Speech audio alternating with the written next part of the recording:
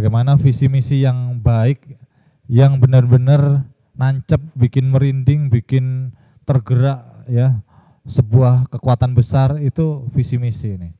Jadi apa yang mau dicapai di masa depan itu adalah visi. Kenapa dibuat yang kadang nggak masuk akal gitu ya, yang lama nyampainya, ya memang semacam itulah sifat dari sebuah visi. Visi dapat juga disebut sebagai tujuan di masa depan. Kita nggak ngomongin soal tekstualnya seperti apa, itu macam-macam ternyata, nggak harus. Apakah boleh satu kalimat? Boleh. Apakah boleh dua kalimat? Juga boleh. Apakah boleh visi misi jadi satu? Ternyata juga boleh. Ada perusahaan-perusahaan internasional juga jadi satu aja gitu ya. Makanya ini nggak harus saklek seperti apa. Yang penting teman-teman meyakini, itu aja sih.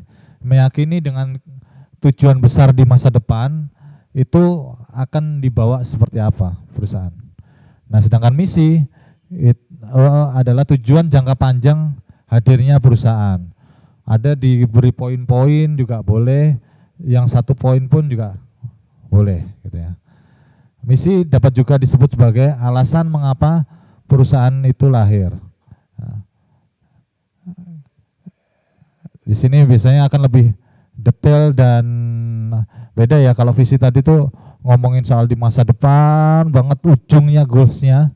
Tapi kalau yang di misinya ini bisa agak mendekat, agak di masa-masa sekarang itu juga boleh.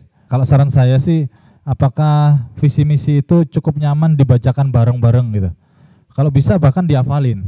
Nah, kalau ternyata terlalu ribet, terlalu panjang banget, ya bisa agak disederhanakan. Tadi kayak ada beberapa bahasa yang diulang-ulang itu bisa dipotong-potong, karena harapannya visi misi ini benar-benar bisa apa ya? Oh iya benar ini apa perusahaan ini bergerak dengan visi semacam ini, dengan misi semacam ini. Dan dengan ditulis, ditempel, dibacakan, harapannya selalu mengingatkan kita gitu ya, yang membikin maupun yang ikut bareng dengan kita gitu. Nah, itu dibacakan bersama-sama. Banyak kok yang kadang nggak tahu dengan membaca, akhirnya dengan membaca visi misi ini, oh ini yang mau dikejar nih gitu. Nah, wibawa dan kekuatan visi misi ini sesungguhnya menjadi senjata terdasar dari sebuah organisasi. Ya. Ngomongin bagaimana perusahaan kita ke depannya, ya dari visi misinya itu kelihatan gitu ya. Pastinya yang baik-baik kan, ya nggak mungkin dia visi misinya yang jadi kurang baik gitu. Tapi perlu dibuat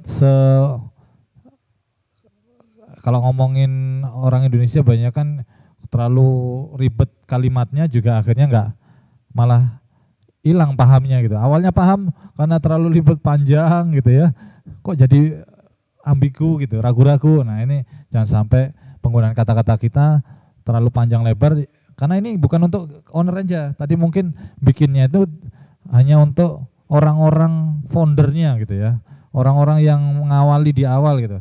Tapi bayangkan itu adalah untuk tim kita yang berada di bawah pun, bahkan untuk customer pun paham gitu. Oh ternyata ini maksudnya. Kayak contoh, ada contohnya di ini ya. Kadang simpel-simpel aja, kayak misalkan Samsung atau iPhone itu think different misalkan. Itu kan juga sebagai sebuah kalau iPhone itu kalau Apple ya, salah satunya adalah bagaimana dia memberikan, ya benar, yang dia ciptakan produk-produknya itu memang terbaca di visi misinya. Bagaimana dia itu menghadapi sebuah masyarakat, memberikan alternatif teknologi dan sebagainya yang memberikan kemudahan semacam itu, pembeda dan mudah gitu. Dari visi misi inilah seorang pemimpin mengatur, mendorong dan mengarahkan diri sendiri serta orang lain untuk bergerak tanpa henti, tidak kenal lelah, menuju titik sasaran terjauh yang ditetapkan. Itu fungsi dari ada visi misi ini, nggak terus selesai, udah gitu. Apalagi selesai dibikin nggak paham gitu.